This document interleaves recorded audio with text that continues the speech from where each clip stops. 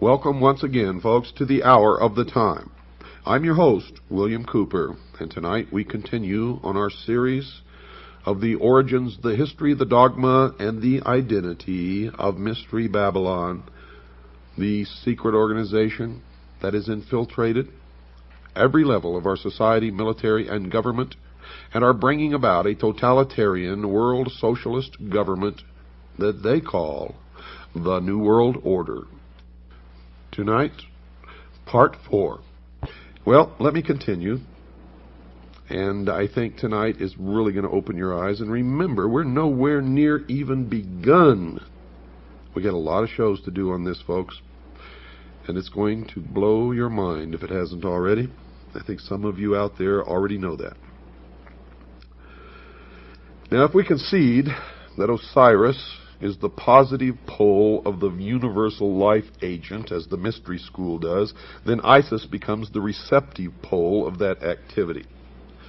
He is the doctrine, she is the church. As in Christianity, it is customary to refer to the church as the bride of Christ.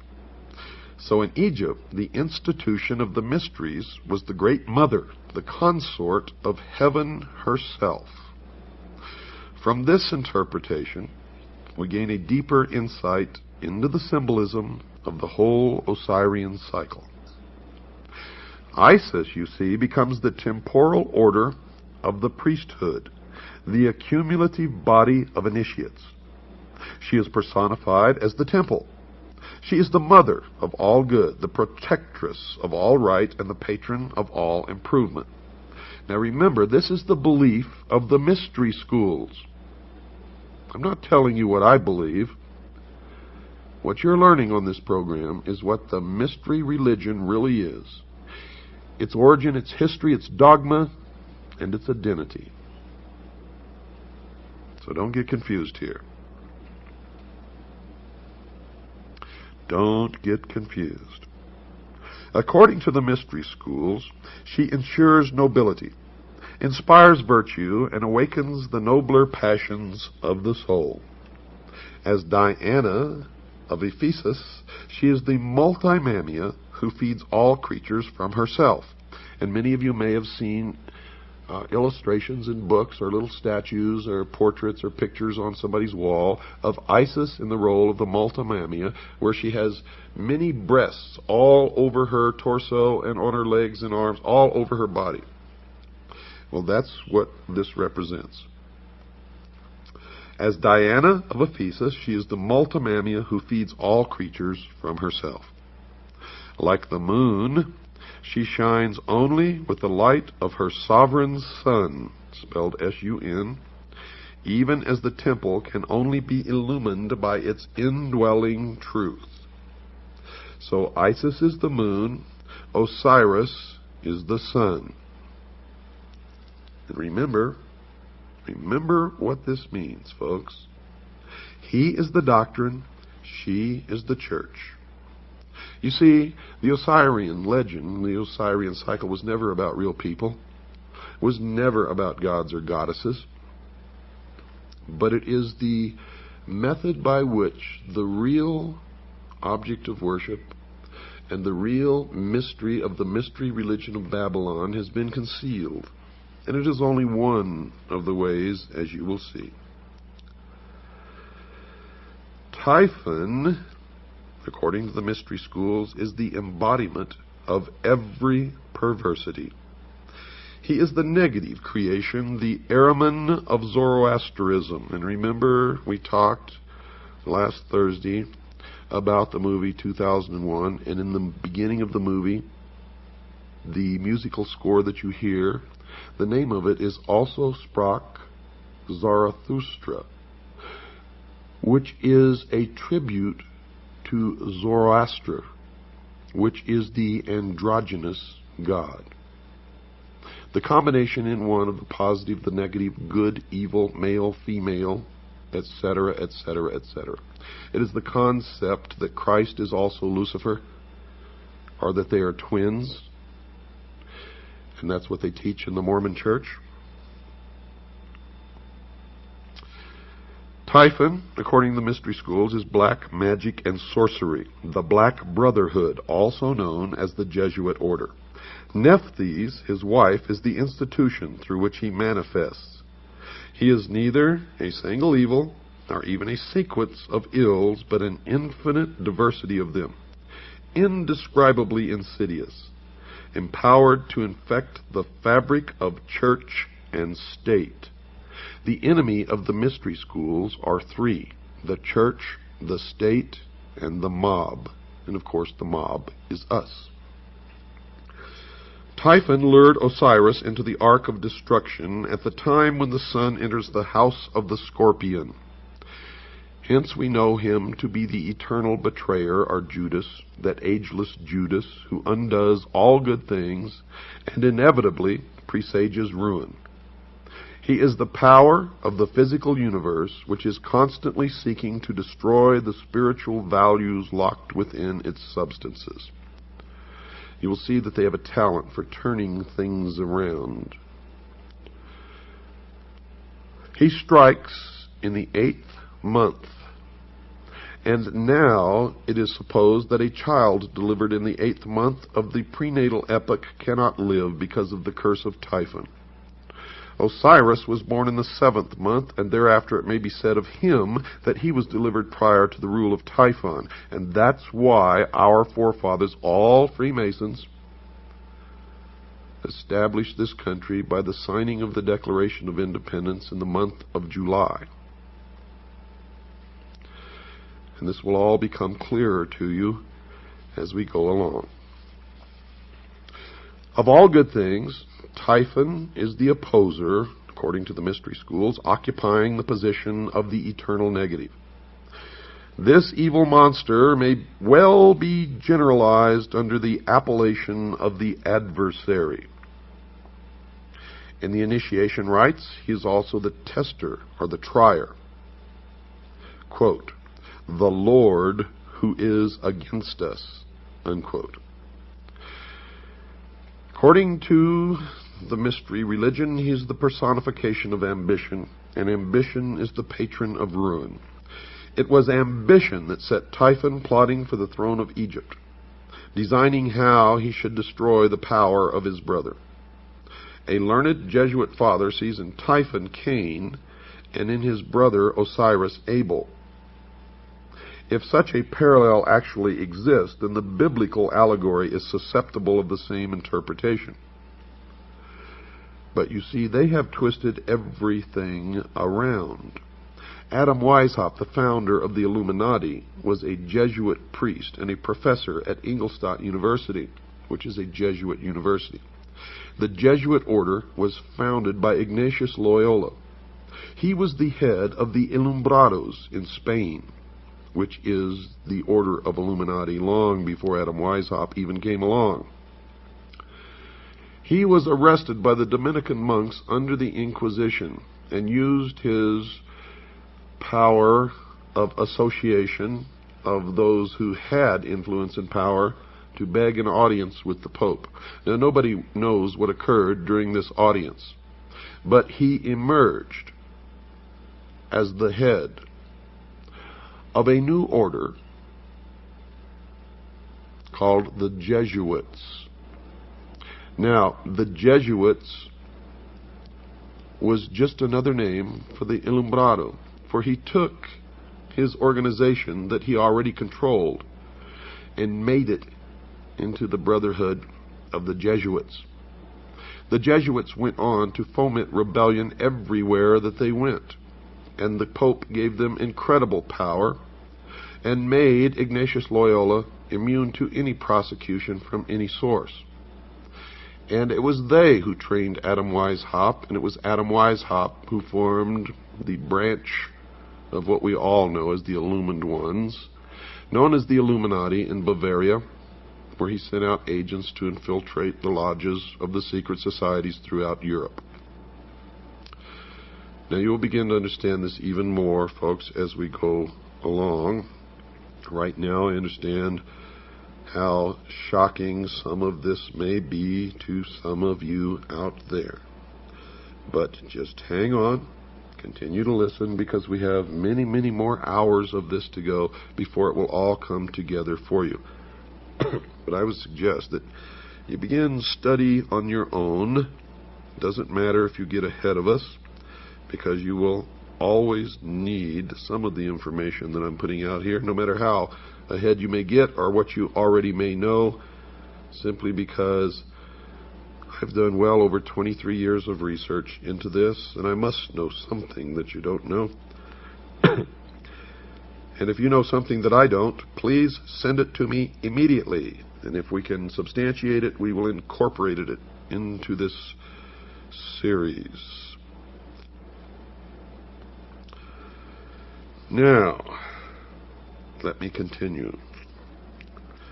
Typhus lured Osiris into the ark of destruction at the time when the sun enters the house of the scorpion. Hence we know him to be the eternal betrayer, that ageless Judas, who undoes all good things and inevitably presages ruin. Now this may sound to you that we're talking about Satan or the devil. But you see, in the mystery schools, they consider their god, Lucifer, to be the true, good God, and they consider the God of Christianity to be the evil God. Now, if you listened on the night of the 11th of February, Thursday, you already understand this concept. Because the mystery religion of Babylon believes that man was held prison in the bonds of ignorance in the Garden of Eden by an unjust, vindictive God. Lucifer, through his agent Satan, and many believe them to be the same entity, and that's okay. Lucifer, through his agent Satan, released man from the bonds of ignorance with the gift of intellect. And through the use of that intellect, man himself will become God. And that's the heart and soul of the dogma of the mystery religion of Babylon. Now, since I am taking the content of all of these episodes directly from their own teachings and their own writings, so that you'll know that this is exactly what they believe, sometimes it may sound to you like these are the good guys. But remember, they are the ultimate perfection of deception. And they have intentionally made it this way so that they can get people to join them and stay with them until they're so deeply involved and committed that it's too late. And that is why the degrees of initiation. So stick it out and you'll find out that these guys are the greatest liars, deceivers, manipulators, and scum that exist upon the face of the earth. Typhon, in their teachings, is the desire of the few pitted against the good of the many. Now, if you understand what I just said, you understand that these are communists, socialists. They believe Typhon is the spirit of dissension and discord that breaks up unity of purpose by setting factions against each other so that great issues lose the name of action. The desire for riches, pomp, power, and, listen to this, folks, sovereignty, by which this evil genius was obsessed, reveals the temptation by which humanity is deflected from its ultimate goal and led into the byways of sorrow and despair. Typhon, the queen of Ethiopia, and the 72 conspirators represent the three destructive powers preserved to modern Freemasonry as the murderers of the master builder Hiram Abiff. You will see that Hiram Abiff was never murdered. In fact, in the Bible you will see that when the Temple of Solomon was completed, he went back home to Tyre. But in the Freemason legend, Hiram Abiff, the master builder, was killed and the temple was never completed. So everybody is blaming all of this upon the Jews. It is not the Jews, folks, because all of this is a front. It's symbology for what they really, really mean. Hiram Abiff was really, folks, Jacques de Molay of the Knights Templar. And all of this will make much more sense to you several shows down the road, because we have lots and lots of information to go through before you put it all together. Now, these three destructive powers preserved to the modern mystery school, known as Freemasonry, as the murderers of the master builder Hiram Abiff, who was really Jacques de Molay, are ignorance, superstition, and fear, what they call the destroyers of all good things. When you get even deeper into their teachings, you find out that ignorance, superstition, and fear stand for the state, the church, and the mob. And those are the things that they have sworn to destroy and substitute themselves as the ruler of the world in a benevolent despotism, a totalitarian socialist state. Because from the very beginning, these people have been pure, true communists, socialists. They are the heart and soul and core of international socialism. They believe the advent of greed and perversion marked the end of the Golden Age, the Osirian Age, which the Osirian cycle is just a symbology of this. And the Golden Age, of course, golden, oro, always has stood for the sun. Osiris is representative of the sun. And outwardly, these people worship the sun, but the sun is just another symbol for their god Lucifer, the light, the intellect. And with the good prince Osiris, the deeper truth returned to his own land. He became the victim of a hideous plot. So what is this mysterious chest, so beautiful in its outer appearance, but so fatal in its application? Well, folks, Plato, who was wise in the wisdom of the Egyptians and who was an initiate of the mystery school, would have answered that it was the body that lures the soul into the sorrows of generation. Now, if this interpretation is projected into the social sphere, the chest becomes symbolic of material organization. Witness the application of this thought to Christianity, where the pomp and glory of the outer show of a vast ecclesiastical mechanism has all but destroyed the simplicity and dignity of the primitive revelation of the mysteries. That is their exact words. See, I didn't make that up. Those aren't my words. Those are the words of the mystery school. And it is an indication, if you didn't think so yet, that Christianity is their enemy. They intend to destroy Christianity and all Christians. The blood will flow when the new world order takes power in the world. And if you sit back and say, well, I'm not worried because I'm going to be raptured, I feel sorry for you, because you are going to suffer tremendously. Because in my research, I have found that most of the theologians in the Protestant religion of all denominations who are responsible for this doctrine of the rapture are Freemasons. And they are in control of the World Council of Churches. They are responsible for the bringing together of the different religions in the World Council of Churches to attempt to merge them all into one and then change the doctrine to the New World religion.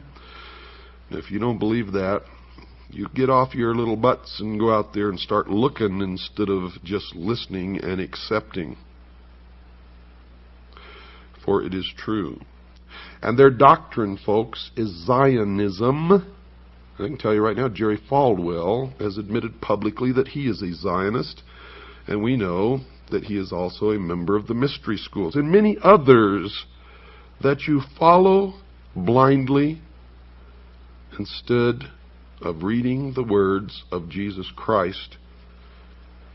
You're all split up. Do you know the original teachings of Christ have been so perverted that there are thousands of different sects of the Protestant religion? And the Vatican is the original perversion of the mysteries. established by a pagan Roman emperor, a worshiper of the sun. I hope you're all beginning to open your mind. And I know I'm going to get a lot of letters from a lot of fanatics who don't believe this. And those are the people who will be hurt the most when they find out that it is all true. When they find out that it is all true. Back to their doctrine. The murderers rush from the palace with the lead-sealed casket and cast it with its kingly contents into the dark waters of the Nile. Thus are the ideals which lead men into the paths of truth and righteousness obscured, and with truth no longer evident, according to them, error, which is the Christian church, can rule supreme. Typhon, by now you should know that Typhon is their designation for Christianity. Typhon ascended the throne as regent of the world, swinishly gloating over a dejected humanity he had led into dark and devious byways. By the Nile, may we not understand the river of generation, in the current of which souls imprisoned in mortal nature move helplessly upon the never-ceasing current. Now they believe that truth is dead. And according to their belief, with truth dead, or at least exiled to the invisible world, material facts were superseded by opinions. Opinions bred hatreds, and men finally fought and died over notions both senseless and soulless. And that is another deception and another lie. For in my research I have found that in every instance of the most terrible things and wars that have ever happened on the face of the earth, these men are the ones who have brought it about. Have brought it about. Greed became the dominating impulse, they say, gain the all-absorbing end, and ruthlessness the all-sufficient means.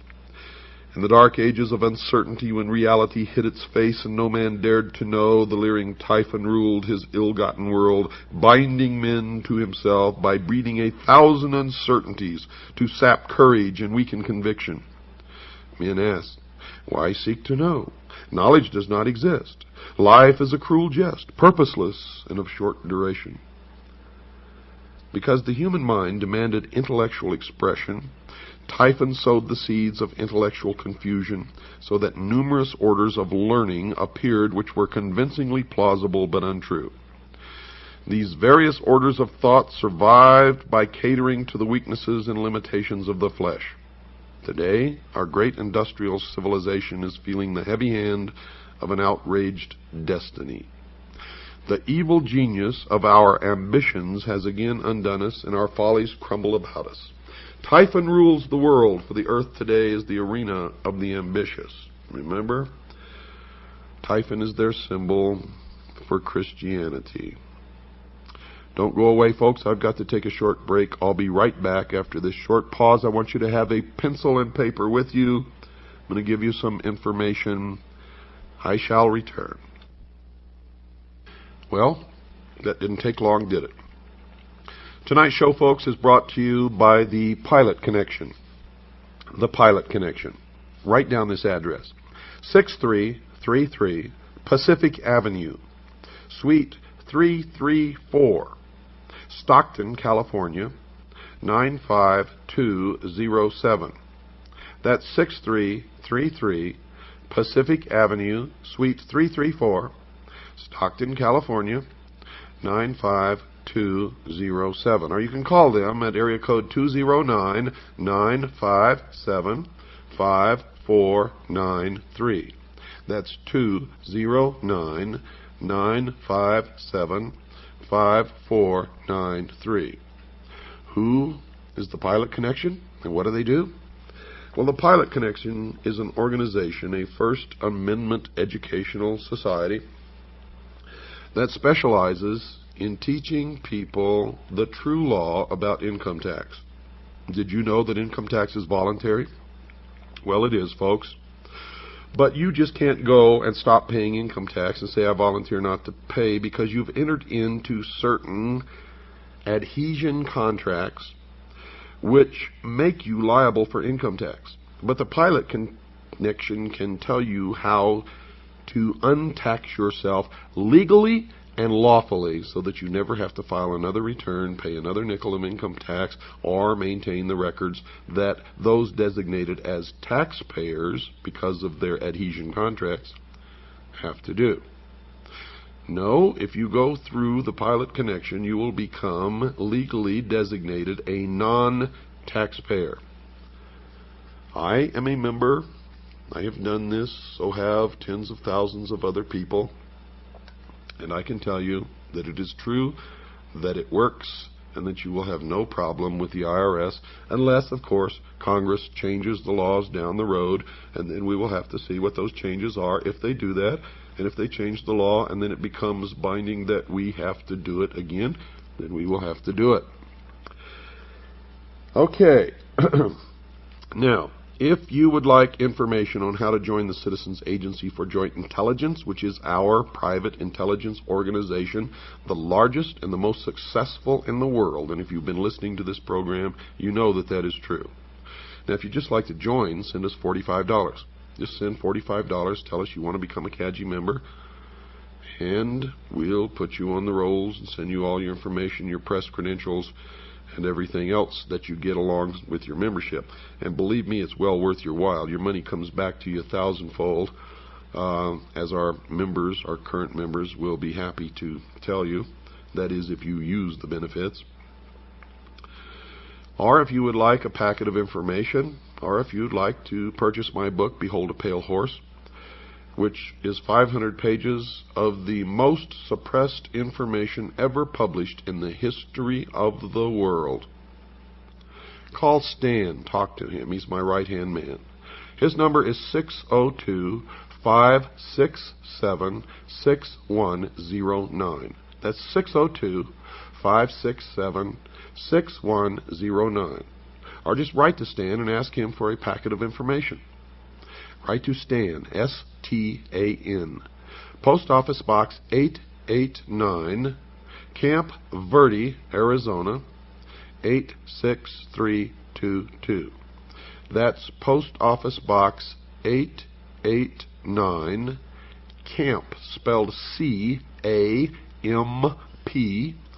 Verde, which is Spanish for green, spelled V as in Victor, E-R-D-E, Arizona, 86322.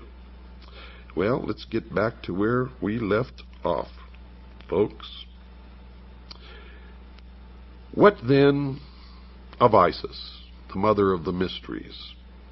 She who was so defiled and desecrated by the profane that her sages and prophets were forced to flee into the wilderness to escape the machinations of the evil one. Is she not the woman clothed with the son of Revelation who flees with her man-child into the wilderness to escape the evil purposes of the great dragon? Well, folks, that's what the mystery school believes, but I can tell you that's not true. You see, the mystery school was the original college run by Nimrod in the city of Babylon. And the college was a college of priests who practiced the religion of the sun. The college, the adepts, the initiates, the priests were scattered all over the world when Seth, the son of Noah, came with an army and defeated Nimrod. And this is where the legend really comes from, because Seth chopped Nimrod up into little pieces and scattered him all over the land. In the legend of the Osirian cycle, Osiris was chopped into 14 pieces. Isis came to put him back together again and bring him to life. She could find all the pieces save one, the phallus, or the generative force. It is now known as the lost word of Freemasonry. And the phallus is represented by the obelisk, the monolith. It is the penis of Osiris, the generative force. It represents the lost word of Freemasonry. It represents the Luciferian philosophy. It represents the light, the sun, Lucifer, the intellect. In Dealey Plaza, you will find an obelisk. In Washington, D.C., you will find an obelisk known as the Washington Monument. In the courtyard of the Vatican, you will find an obelisk. Should I continue? The family in England, whose estates are called Scion House, has an obelisk on their lawns. Should I go on? I will. I will go on and on and on and on until you either wake up or I am dead, one or the other. And if you don't wake up, I would rather be dead than live in slavery in the New World Order, with our Constitution destroyed, the family broken, the children taken from the homes to be raised by the state, Christians and patriots locked in prison camps, labor camps, until they are no longer useful, and then they will be executed. And the blood will run in the New World Order. If you don't believe me, look back at every single nation where international socialism has triumphed over Christianity, and you will see that tens of millions perished, were destroyed. Socialism, folks, sucks. And I will not live under such a system, and I hope you agree with me. If you don't like my language, that's tough. I'm fighting a battle against people with no morals, no decency, no heart, no soul. No soul. They do not even believe in God. They do not even believe in God.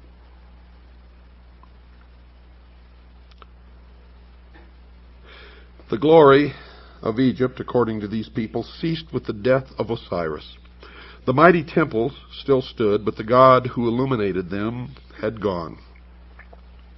The priests bowed helplessly before the dead embers of their altars.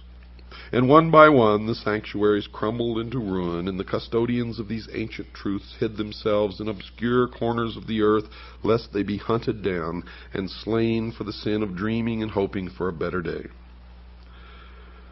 Isis then, as the scattered but still consecrated body of initiates, began the great search for the secret that was lost.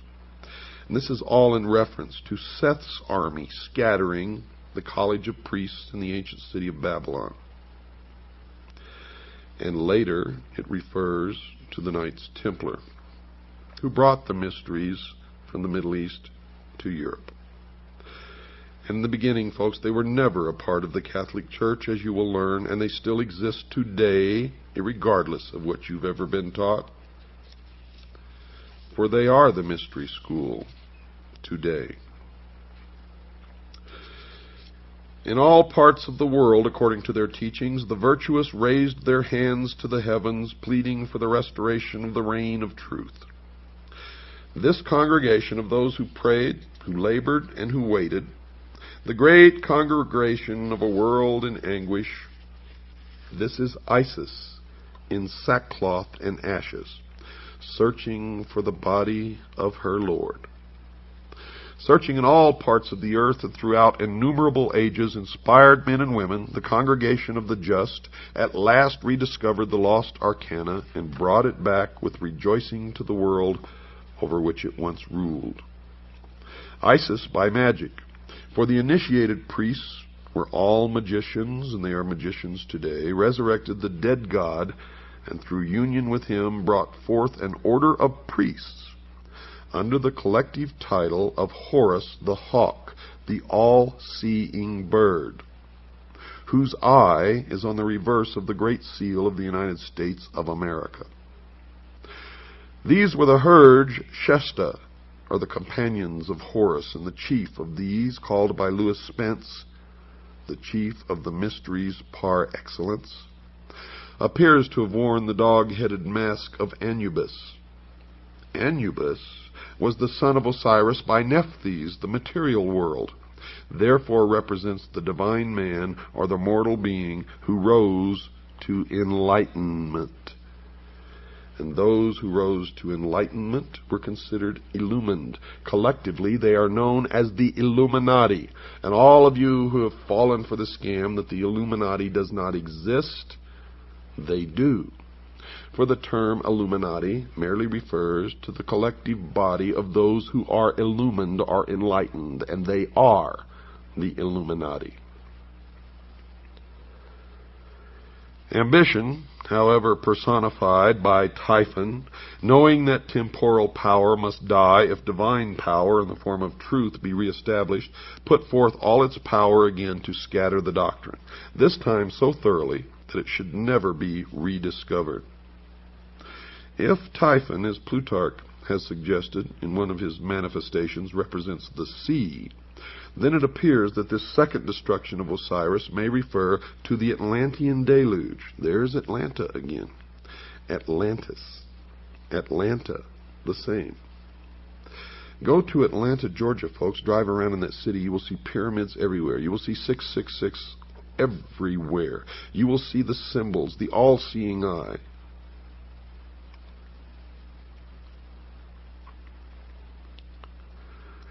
Osiris may refer to the Atlantean deluge, by which the doctrine was swallowed up or lost, and its fragments scattered among all of the existing civilizations of that time.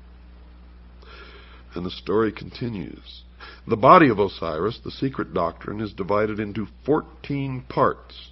Remember, Osiris was chopped into 14 parts. They found all save one, the phallus or the penis of Osiris. Well, the body of Osiris represents the secret doctrine. It's divided into 14 parts and divided among the parts of the world. And the lost word of Freemasonry is the generative force, the lost part of Osiris, the lost part, the secret of the secret doctrine. So we must therefore understand that it was scattered through the 7 divine and 7 infernal spheres. The locusts and tails of India are by different symbolism through the 7 worlds which are without and the 7 worlds which are within. The Kabbalah of the Jews. Bacchus was torn into 7 pieces by the Titans and Osiris into 14 pieces. To use the words of Faber, quote, both these stories are in substance the same, for the second number is merely the reduplicate of the first. By a variation of much the same nature, the ancient mythologist added 7 Titanides and 7 Kabiri to the 7 Titans, unquote. The parts of Osiris were now scattered so hopelessly that ambitious Typhon, or the Titans, felt his authority to be secure at last. But wisdom is not thus easily to be cheated. Listen to this carefully, folks. This is their own words. In the dark retreats of Islam, the Sufi explored the depths of nature. Among the Jews, the learned rabbins unraveled the intricate skein of Kabbalism. Among the Greeks, initiates rose to life through the nocturnal rituals of Eleusis.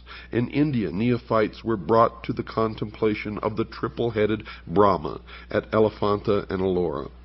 Through the Middle Ages, the alchemists in their retreats explored the infinite chemistry of existence.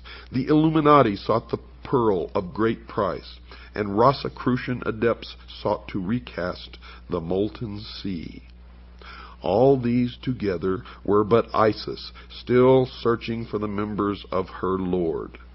At last, according to the tradition, all these parts were restored again but one.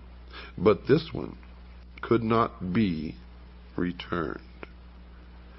Now you understand why I tell you it's not the Jews, folks. If you're persecuting the Jews, you're making a big mistake. It is some of the Jews. It is some of the Catholics. It is some of the atheists. It is some of all of the people of all of the nations and races and religions of the world. And outwardly, if they attend a church in your neighborhood and profess to believe in that religion, it is a lie.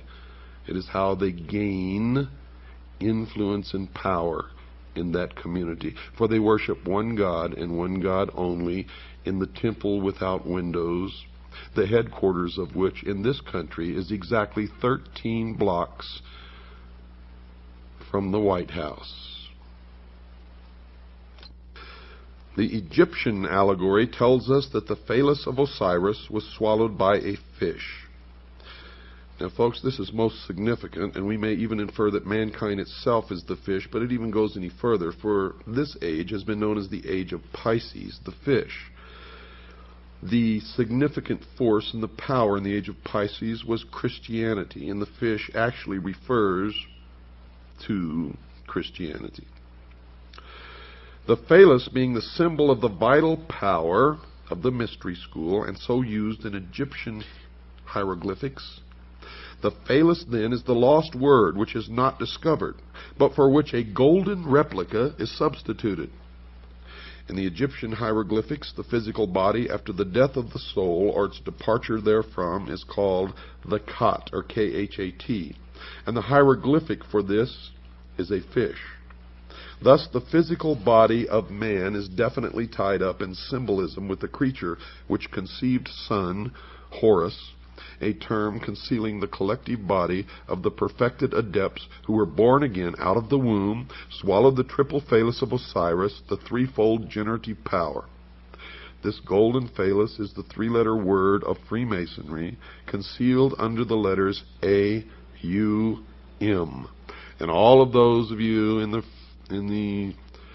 New Age movement, or all of those of you who fell for all these gurus who came over here and taught you to sit and meditate, and while you were meditating,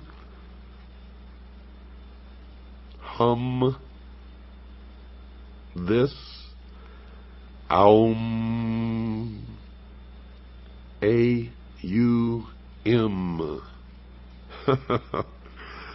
The golden phallus is the three-lettered word of Freemasonry concealed under the letters A-U-M. How do you feel, sheeple? And why do you do these things? Because somebody tells you to. Isis, by thus modeling and reproducing the missing member of Osiris, gives the body of the god the appearance of completeness, but the life power, folks, is not there. Isis, the priesthood, with their initiatory process, had accomplished all that could be accomplished by natural philosophy. Therefore, recourse is again had to magic.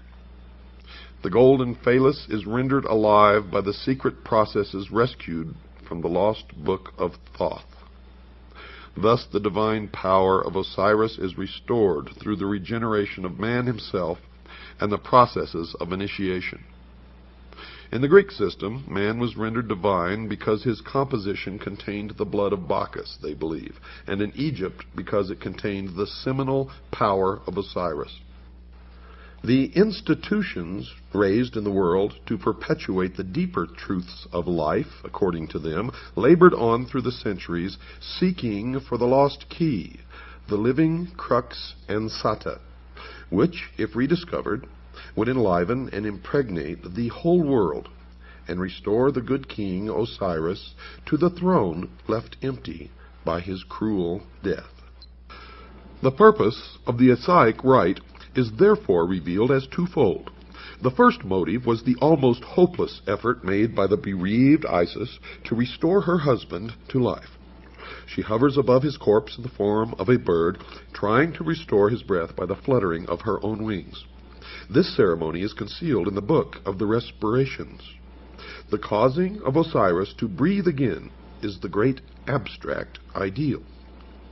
The second and more imminent motive which actuated Isis was to avenge herself upon Typhon, Christianity, and to destroy his power over the world. This she determined to accomplish through her immaculately conceived son Horus, which is a term concealing the collective body of the perfected adepts who were born again out of the womb of the mother, Isis, the mystery school. Now we can apply this analogy to a great modern system of initiation called Freemasonry. which has certainly perpetuated at least the outer form of the ancient rites to the profane or to the members on the lower rung of the initiatory ladder. To the adepts of the priesthood, the higher initiates, then it is clear. You see, for Freemasonry as an institution is Isis, the mother of mysteries, from whose dark womb the initiates are born in the mystery of the second or philosophic birth.